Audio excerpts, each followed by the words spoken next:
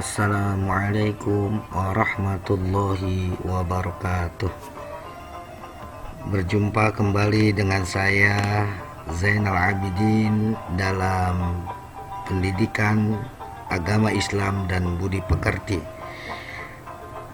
Anak-anakku yang dicintai oleh Allah Subhanahu wa taala, harapan saya kalian dalam keadaan sehat walafiat dan tentunya dalam lindungan Allah Subhanahu wa taala.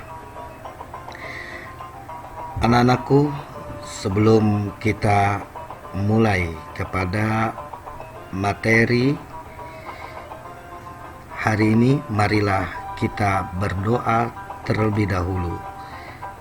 Seraya kita membaca Bismillahirrahmanirrahim. Rabbi zidni ilma warzuqni fahma. Amin ya rabbal alamin. Anak-anakku, melanjutkan materi kita pada minggu yang lalu, bahwasanya mengenal Allah dan mengenal kitab-kitab Allah Subhanahu wa taala. Di hari ini kita akan mempelajari tentang mengenal kitab-kitab Allah Subhanahu wa taala. Yang pertama akan kita ketahui adalah perintah iman kepada kitab-kitab Allah Subhanahu wa taala. Ini termaktub di dalam ayat suci Al-Qur'an. A'udzu billahi minasyaitonir rajim. Ya ayyuhalladzina amanu, wahai orang-orang yang beriman, aminu billahi wa rasulih, berimanlah kalian kepada Allah dan Rasulnya, wal kitabil ladzi nazzala ala rasulih, dan kitab yang dimaksud kitab di sini adalah Al-Qur'an, alladzi nazzala ala rasulih, yang diturunkan kepada Rasulnya, yang dimaksud adalah Nabi Muhammad sallallahu alaihi wasallam. Wal kitabil ladzi anzala min qabl, dan kitab yang telah diturunkan sebelumnya. Maka kata Allah Subhanahu wa taala, wa may yakfur billahi wa malaikatihi wa kutubihi wa rusulihi wal yaumil akhir, siapa yang mengkufuri, tidak mau beriman kepada Allah, malaikat, kitab-kitabnya, dan para rasul, serta hari akhir, Allah nyatakan faqad dhalla dhalalan ba'ida, maka sungguh kata Allah Subhanahu wa taala, orang itu telah tersesat sangat jauh. Hal ini keterangan di dalam surat An-Nisa ayat 136. Berikutnya, anak-anakku, makna iman kepada kitab-kitab Allah Subhanahu wa taala. Sebagaimana yang telah kalian ketahui bahwa rukun iman ada 6. Apa makna iman kepada kitab-kitab Allah? Perhatikan anak-anakku. Makna iman kepada kitab-kitab Allah adalah meyakini bahwa Allah Subhanahu wa taala telah menurunkan kitab-kitabnya kepada para rasulnya. Ingat, kitab yang disampaikan oleh para rasul itu bukan karangan mereka sendiri, akan tetapi Allah yang menurunkan kitab-kitabnya kepada mereka melalui siapa? Yaitu melalui malaikat Jibril alaihissalam, malaikat yang mempunyai tugas menyampaikan wahyu atau firman Allah Subhanahu wa taala. Kemudian, dan dijadikan pedoman hidup. Inilah fungsinya kitab-kitab, dijadikan pedoman hidup. Maka ketika kalian ditanya apa fungsi dari kitab-kitab Allah, maka kalian jawab, dijadikan pedoman hidup untuk menuntun dan mengatur cara kita bersikap dan berperilaku. Diatur di dalam firman-firman Allah Subhanahu wa taala yang termaktub, yang tertulis di dalam kitab-kitabnya. Nah, Tujuannya baru kalian akan ketahui berikut ini, guna mencapai keselamatan dan kebahagiaan hidup di dunia dan di akhirat. Ini tujuan diturunkannya kitab-kitab Allah kepada para nabi dan rasulnya, yaitu untuk mencapai keselamatan dan kebahagiaan hidup di dunia dan di akhirat. Selanjutnya, anak-anakku yang dicintai oleh Allah Subhanahu wa Ta'ala, kita akan membahas berikutnya tentang pengertian kitab dan suhuf. Perlu diketahui anak-anakku sekalian bahwasanya kitab dan suhuf itu mempunyai kesamaan, yaitu sama-sama firman Allah Subhanahu wa Ta'ala yang tertulis. Namun ada perbedaan dan menjadikan pengertian masing-masing dari kitab dan suhuf. Apa itu? Perhatikan. Kitab secara bahasa artinya buku. Buku yang dimaksud bila kalian menggunakan bahasa Arab, hadza kitabun. Hadza kitabun. Ini buku. Yang dimaksud adalah buku bacaan, bukan buku tulis. Kalau buku tulis itu akan mempunyai bahasa tersendiri, yaitu daftar. Ya. Jadi yang dimaksud kitab sini adalah buku bacaan. Itu secara bahasa kitab. Akan tetapi yang dimaksud dengan kitab pada makna iman kepada kitab-kitab Allah bukanlah sekedar buku, namun ialah kumpulan wahyu Allah Subhanahu wa Ta'ala yang diturunkan kepada rasul-rasulnya. Jadi kumpulan wahyu Allah Subhanahu wa Ta'ala yang diturunkan kepada rasul-rasulnya yang terdapat pada lembaran-lembaran, kemudian dijadikan satu, dijilid menjadi bentuk buku, dijadikan satu. Kitab yang dimaksud sebagaimana uraian tersebut adalah kitab Zabur, Taurat, Injil, dan juga Al-Quran. Jadi penyatuan dari masing-masing lembaran disatukan menjadi satu dan dibentuk atau dijilid sebagai buku. Itulah yang dimaksud dengan kitab. Berikutnya anak-anak, makna mushaf itu apa? Mohon maaf, suhuf. Suhuf itu adalah artinya lembaran-lembaran suci. Suhuf itu lembaran. Nah, suhuf yaitu yang dimaksud dengan suhuf secara istilah, yaitu wahyu Allah yang disampaikan kepada Nabi dan Rasulnya, tetapi masih berupa lembaran-lembaran terpisah, tidak dijadikan satu, hanya lembaran-lembaran saja. Nah, nabi yang diberikan suhuf, ada beberapa nabi dan rasul yang diberikan suhuf, yaitu adalah Nabiullah Adam alaihissalam sebanyak 10 suhuf, berarti 10 lembar. Yang kedua adalah Nabi Syith alaihissalam sebanyak 50 suhuf. Yang ketiga adalah Nabi Idris alaihissalam sebanyak 30 suhuf. Yang keempat, Nabiullah Ibrahim alaihissalam sebanyak 10 suhuf, dan Nabiullah Musa alaihissalam sebanyak 10 suhuf. Kalau dari sini berarti Nabi Musa alaihissalam selain mendapatkan suhuf, nanti kita akan lihat Nabi Musa mendapatkan kitab apa.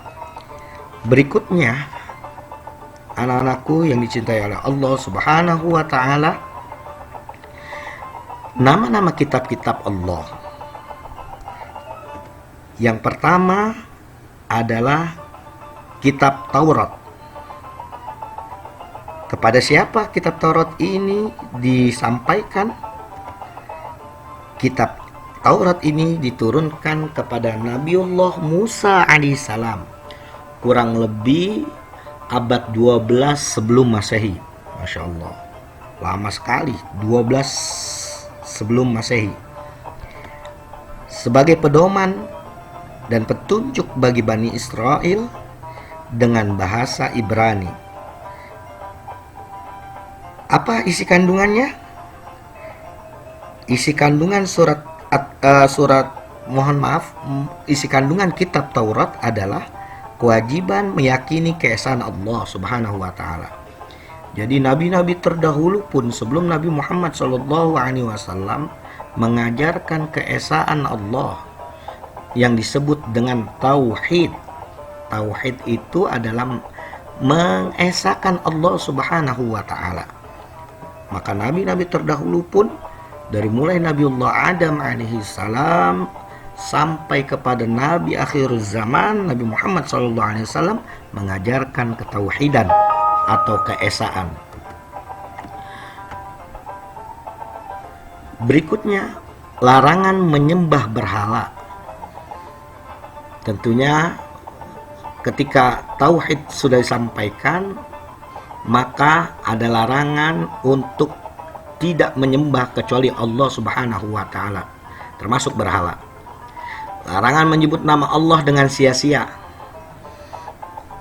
Ya, maka menyebut nama Allah dalam sumpah itu tidak sembarangan digunakan dan diusahakan sebisa mungkin tidak mengeluarkan kata-kata sumpah untuk hal-hal yang remeh, yang sekiranya tidak tanpa sumpah pun orang akan percaya. Jadi contoh, misalkan kalian ditanya oleh orang tua kalian, "Nak, kalian sudah mandi? Kamu sudah mandi?" "Demi Allah, Mak. Demi Allah, Bu. Aku sudah mandi." Padahal cukup kalian mengatakan, "Alhamdulillah sudah, Mak. Alhamdulillah sudah, Bu." Ya, artinya tidak perlu Allah dibawa dalam sumpah kamu, yang itu adalah hal-hal yang tidak perlu digunakan kecuali dalam keadaan mendesak, silahkan. Terlebih menyebut nama Allah untuk menutupi kebohongannya. Nauzubillah. Begitu pula dengan menghormati kedua orang tua dari dahulu sampai ajaran Nabi Muhammad SAW. Menghormati kedua orang tua menjadi bagian dari kandungan di dalam kitab-kitab terdahulu. Supaya mensucikan hari Sabtu atau kita kenal dengan Sabat, hari Sabat. Di dalam agama Yahudi saat ini disebut dengan istilah Sabat. Karena hari Sabtu itu dianggap hari yang suci. Berikutnya, larangan mengambil hak orang lain, mencuri, dan lain sebagainya. Larangan menjadi saksi palsu, larangan mencuri sama saja mengambil hak orang lain, larangan berbuat zina, dan larangan membunuh sesama manusia tanpa alasan yang benar. Jadi 10 isi kandungan kitab Taurat ini dikenal oleh bangsa Bani Israel menjadi firman Allah Subhanahu wa taala yang 10 ini, dan mereka mentaati apa yang menjadi ketetapan oleh Allah Subhanahu wa taala di dalam hukumnya. Berikutnya anak-anakku,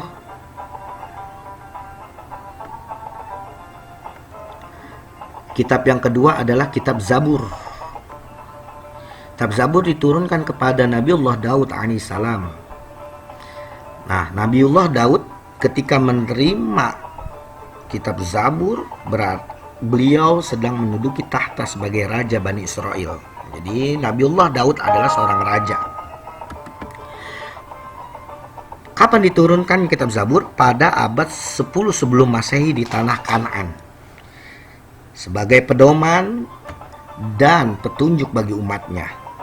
Kitab Zabur atau biasa disebut juga dengan Mazmur berisi kumpulan nyanyian dan pujian kepada Allah Subhanahu wa taala atas segala nikmat yang telah dikaruniakannya. Karenanya anak-anakku sekalian, Nabiullah Daud alaihissalam, karena isi Mazmur atau Zabur itu berisi nyanyian pujian kepada Allah Subhanahu wa taala, maka Nabiullah Daud alaihissalam dikaruniakan oleh Allah suara yang sangat indah, sampai burung yang terbang mendengar lantunan suara Nabiullah Daud alaihissalam berhenti mendengarkan sejenak lantunan suara nan indah Nabiullah Daud alaihissalam. Kemudian selain itu di dalam kitab Zabur juga selain nyanyian pujian kepada Allah atas nikmat, juga ada zikir, doa, nasihat, dan kata-kata hikmah. Anak-anakku yang dicintai oleh Allah Subhanahu wa taala, untuk berikutnya kitab yang ketiga maksud saya adalah kitab Injil. Kitab Injil diwahyukan oleh Allah Subhanahu wa taala kepada Nabiullah Isa alaihissalam. Kitab Injil yang asli memuat keterangan-keterangan yang benar dan nyata, yaitu perintah-perintah Allah Subhanahu wa taala agar manusia mengesakannya, tidak menjadikan serikat atau musyrik, menyekutukan Allah Subhanahu wa taala, dijadikannya Allah Subhanahu wa taala lebih dari satu, dan tidak menyekutukannya dengan suatu apapun. Juga menjelaskan bahwa di akhir zaman akan lahir nabi yang terakhir. Ini penting anak-anakku. Di dalam Injil sendiri yang asli, yang Allah turunkan kepada Nabiullah Isa alaihissalam, terdapat keterangan bahwa akan lahir nabi, disebut di dalam Injil adalah dengan sebutan Ahmad. Jadi nabi akhir zaman diterangkan di dalam Injil disebut dengan Ahmad. Kitab Injil memuat beberapa ajaran pokok, antara lain yang pertama, perintah agar kembali kepada tauhid yang murni. Lagi-lagi tauhid ditanamkan dari mulai Nabiullah Adam alaihissalam. Kemudian ajaran yang menyempurnakan kitab Taurat. Ajaran agar hidup sederhana, menjauhi sifat tamak atau rakus. Pembenaran terhadap kitab-kitab yang datang sebelumnya, berarti kitab Zabur dan juga Taurat. Untuk yang terakhir, anak-anakku yang dicintai oleh Allah Subhanahu wa taala, yaitu kitab suci kita, yaitu kitab suci Al-Qur'anul Karim.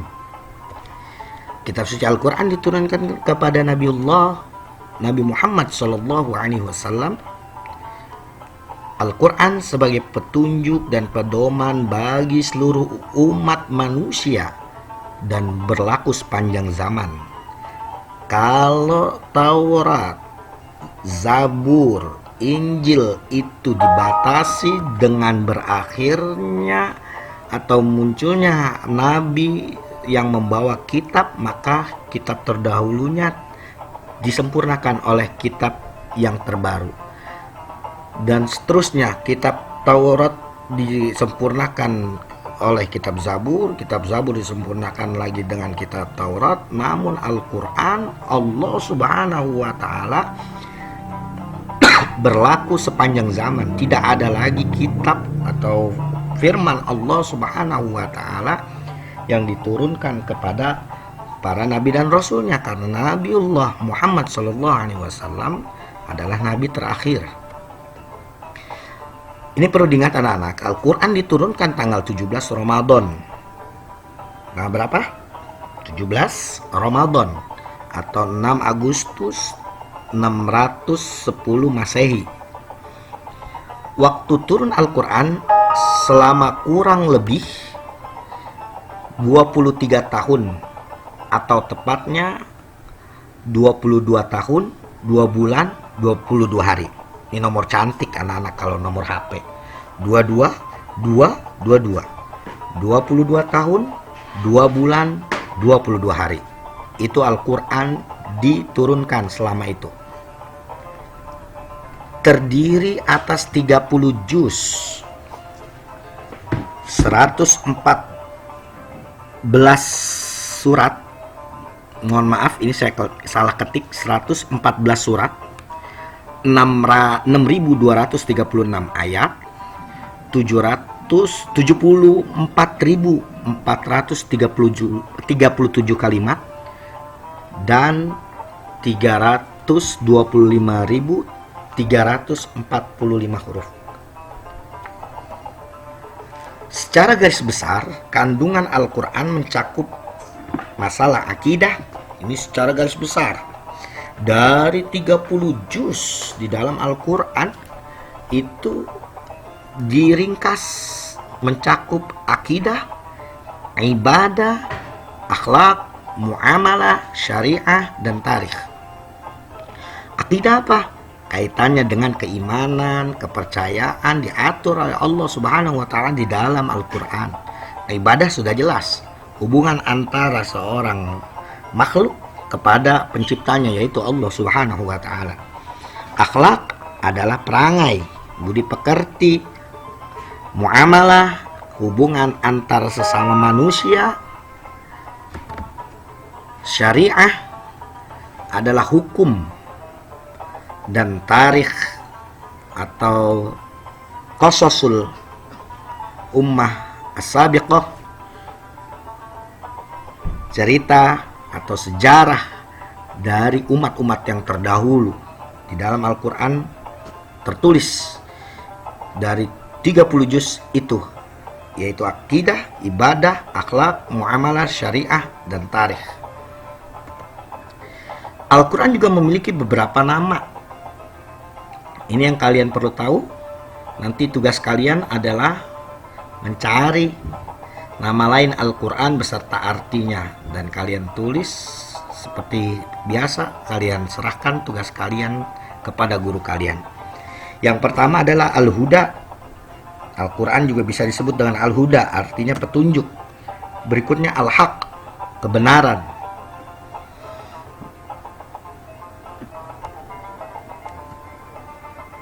Berikutnya adalah Al-Hukm, peraturan. Selanjutnya Al-Bayan, penjelas. Al-Kalam adalah firman Allah Subhanahu wa Ta'ala. Dan masih banyak yang lainnya. Nanti kalian cari tugas untuk kalian. Nama-nama Al-Quran beserta artinya. Nama-nama lain Al-Quran beserta artinya. Berikutnya kedudukan Al-Quran. Kedudukan Al-Quran antara lain sebagai berikut. Sebagai wahyu Allah Subhanahu wa Ta'ala yang diturunkan kepada Nabiullah Muhammad sallallahu alaihi wasallam. Jadi Al-Quran itu bukan buatan Nabi Muhammad sallallahu alaihi wasallam. Karena Nabi Muhammad sallallahu alaihi wasallam Allah berikan ummiyun, orang yang tidak bisa membaca dan menulis. Mana mungkin Nabi Muhammad SAW yang tidak bisa membaca dan menulis bisa membuat Al-Quran, kata-kata di dalam Al-Quran seindah dan sebagus nilai dari kandungan sastra, dari segi bahasa dan lain sebagainya. Mana mungkin orang yang tidak bisa baca dan menulis membuat seperti itu. Maka jelas Al-Quran itu adalah wahyu Allah Subhanahu wa Ta'ala. Berikutnya sebagai mukjizat Nabi Muhammad sallallahu alaihi wasallam. Mukjizat sepanjang zaman. Karena Nabi Muhammad SAW mempunyai mukjizat selain yang bersifat hissi, yang bersifat panca indera, juga bersifat ilmiah, yaitu adanya Al-Quranul Karim. Dan itu bisa dirasakan oleh kita umatnya yang terbelakang. Bayangkan kalau Nabi Muhammad SAW memberikan mukjizat hanya yang berbentuk hissi, yang panca indera, yang bisa dirasakan oleh panca indera. Jauh kita tidak akan bisa. Kita tidak akan bisa merasakan mukjizat Nabi Muhammad SAW. Namun dengan adanya Al-Quran sebagai mukjizat Nabi Muhammad, kita bisa merasakan kemahabesaran Allah Subhanahu wa Ta'ala, dan tentunya kebenaran Nabi Muhammad SAW dalam menyampaikan risalah dari Allah Subhanahu wa Ta'ala. Berikutnya, kedudukan Al-Quran sebagai pedoman hidup manusia agar tercapai kebahagiaan dunia dan akhirat. Jadikan pedoman hidup. Jadi apapun yang menjadi pergerakan atau keputusan atau tindak tanduk kita di dalam kehidupan ini harus mengacu kepada Al-Quranul Karim. Namun anak-anakku, yang menjadi permasalahan adalah saat kita menjadikan Al-Quran sebagai pedoman untuk orang awam seperti kita, tidak bisa langsung memakai Al-Quran dalam secara tekstual. Maksud saya apa adanya. Karena kita tidak mengerti maksud dari firman Allah yang di dalam Al-Quran. Karena banyak sekali penafsiran-penafsiran yang mendatangkan makna-makna yang itu dengan makna-makna itu kita harus pakai yang mana, dan itu yang mengetahui hanya para ulama. Maka ikuti pendapat-pendapat para ulama, karena kalau kita harus mengambil secara tekstual di dalam Al-Quran, maka kita tidak akan bisa memahami Al-Quran secara utuh. Paling tidak pendekatan keilmuan yang dimiliki oleh para ulama itu mendekatkan kepada maksud dari firman Allah Subhanahu wa Ta'ala tersebut. Berikutnya adalah sebagai sumber dari segala sumber hukum Islam. Nomor pertama, yaitu sumber hukum di dalam agama Islam adalah Al-Quran. Anak-anakku yang dicintai oleh Allah Subhanahu wa Ta'ala, berikutnya penerapan ajaran kitab-kitab Allah Subhanahu wa Ta'ala. Ajaran terpuji di dalam kitab-kitab Allah Subhanahu wa Ta'ala tentu Allah menginginkan kita terapkan di dalam kehidupan. Apa saja anak-anakku? Al-Quran sebagai kitab Allah memiliki ajaran terpuji yang dapat kita amalkan. Di antaranya ajaran terpuji kepada Sang Pencipta Allah Subhanahu wa Ta'ala. Ini dijelaskan di dalam firman Allah. Nanti saya akan munculkan. Lihat terlebih dahulu, ini gambar apa anak-anak yang pertama? Iya, pinter, anak lagi melaksanakan sholat. Yang kedua, anak sedang membaca doa.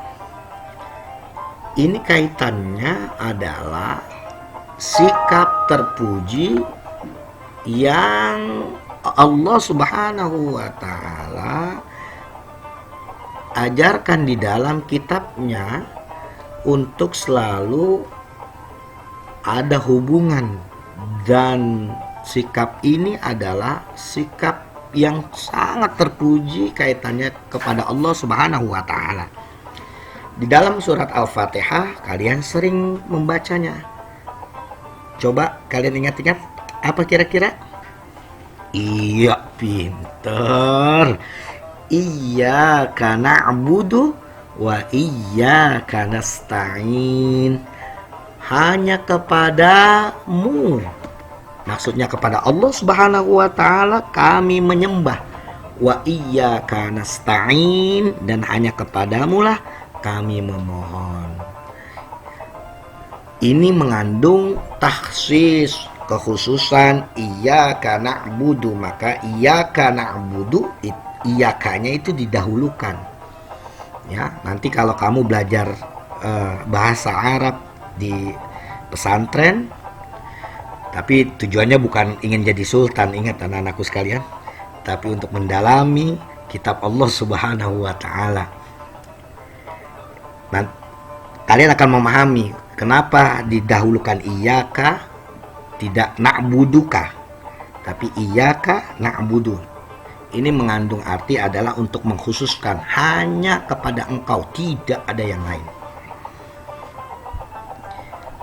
Anak-anakku yang dicintai oleh Allah Subhanahu wa taala, selanjutnya adalah ajaran terpuji kitab-kitab Allah, yaitu Al-Qur'anul Karim.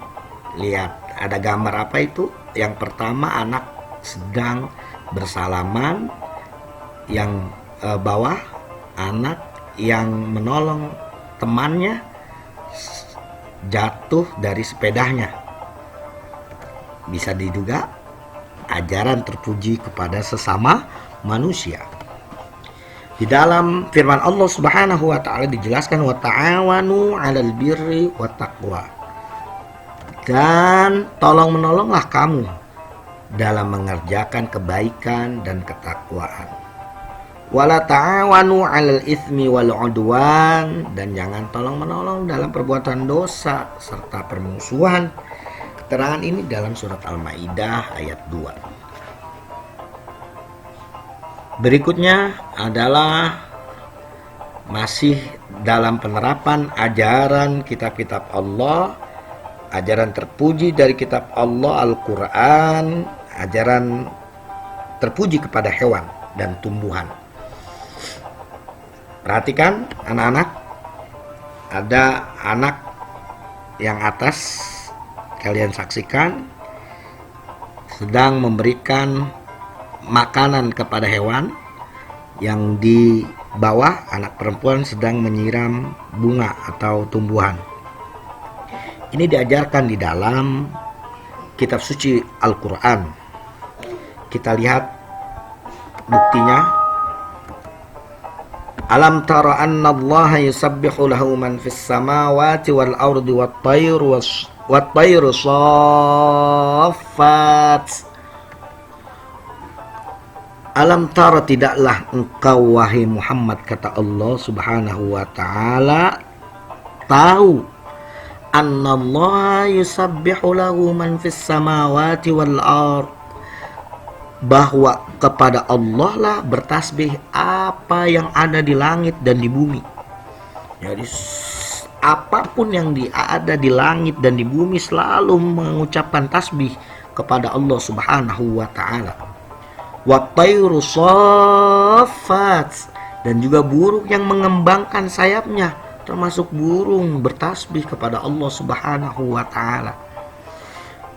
Kullun qad alima salatahu wa tasbihah, masing-masing sungguh telah mengetahui cara berdoa dan bertasbih. Burung dengan caranya, ayam dengan caranya, ikan dengan caranya bertasbih dan juga berdoa kepada Allah Subhanahu wa taala. Dan apapun, semua yang ada di langit dan di bumi selalu bertasbih, termasuk tumbuhan juga bertasbih. Wallahu alimun bima yaf'alun, Allah Maha mengetahui apa yang mereka kerjakan. Maknanya apa? Ketika Allah Subhanahu wa taala berfirman dalam surat An-Nur ayat 41 ini, tumbuhan dan hewan termasuk yang ada di muka bumi ini adalah makhluk Allah yang selalu bertasbih. Maka saat mereka diperlakukan tidak baik, Allah Subhanahu wa taala tidak suka. Sebaliknya, ketika mereka diperlakukan baik, maka Allah Subhanahu wa Ta'ala sangat suka kepada kita, karena mereka semua adalah bertasbih.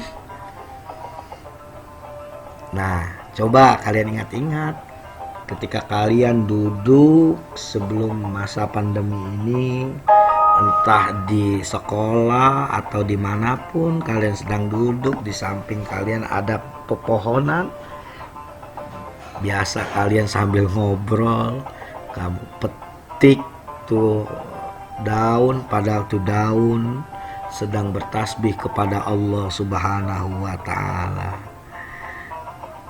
Nah, dari pembelajaran ini semoga kalian tidak akan melakukannya lagi. Hewan, ada kucing ditendang ya atau dipukul, ini adalah tidak terpuji, karena mereka semua selalu bertasbih kepada Allah Subhanahu wa Ta'ala.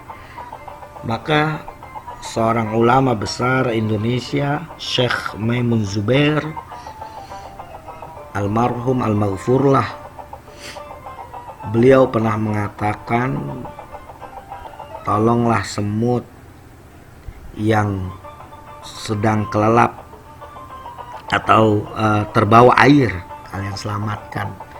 Disitulah bisa jadi keridhaan Allah terhadap dirimu akan terjadi. Hal yang sepele anak-anak, nolongin semut. Kalau kepada hewan dan tumbuhan saja sudah seperti itu agama Islam mengajarkannya, maka lebih-lebih kepada manusia. Anak-anakku yang dicintai oleh Allah Subhanahu wa Ta'ala, selanjutnya adalah sikap terpuji kepada diri sendiri. Setelah kepada Allah, tadi yang kedua adalah kepada sesama manusia, yang ketiga kepada makhluk Allah yang lainnya, hewan, tumbuhan. Berikutnya adalah ajaran terpuji kepada diri sendiri. Lihat gambar yang di atas, anak sedang memotong kuku. Yang kedua, anak perempuan sedang bersolek atau berdandan. Ini juga dianjurkan oleh Allah Subhanahu wa Ta'ala untuk merawat diri kita.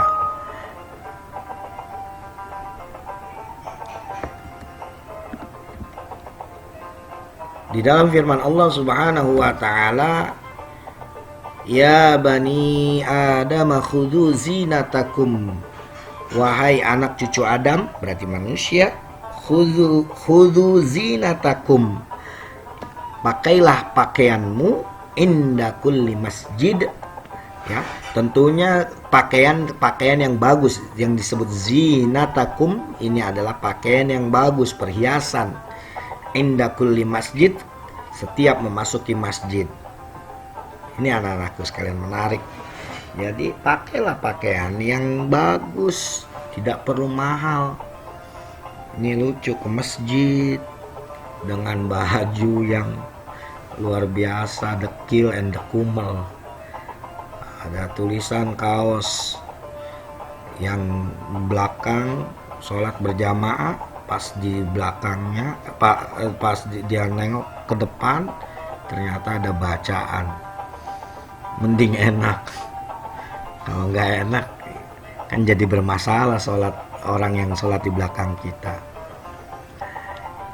Ya, jadi pakailah yang bagus setiap masuk masjid atau dalam acara-acara resmi kalian belajar atau apapun itu, pakailah selayaknya. Nggak lagi zaman celana dirobekin, dibolongin, nggak bagus. Itu ajaran tidak diajarkan di dalam kitabnya Allah Subhanahu wa Ta'ala, yaitu Al-Quran. Wa kulu washrabu, dan makan minumlah. Makan disuruh minum, wala tusrifu, dan jangan berlebihan. Ya, makan minum silahkan, bersolek silahkan, ya, dandan silahkan, ya, tapi juga wala tusrifu, jangan berlebihan. Innahu la yuhibbul musrifin, sungguhnya Allah Subhanahu wa taala tidak menyukai orang yang berlebih-lebihan. Apa bahasa kalian sekarang? Lebay. Ini keterangan di dalam Quran surat Al-A'raf ayat 31.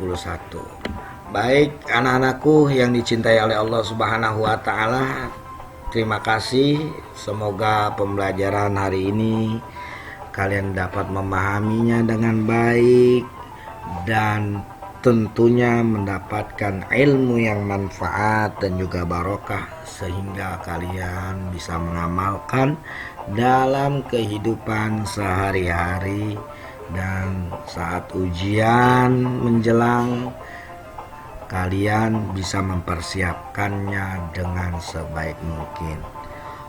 Sekian dari saya, ucapan terima kasih, dan saya akhiri, wallahul muwaffiq ila aqwamit thoriq.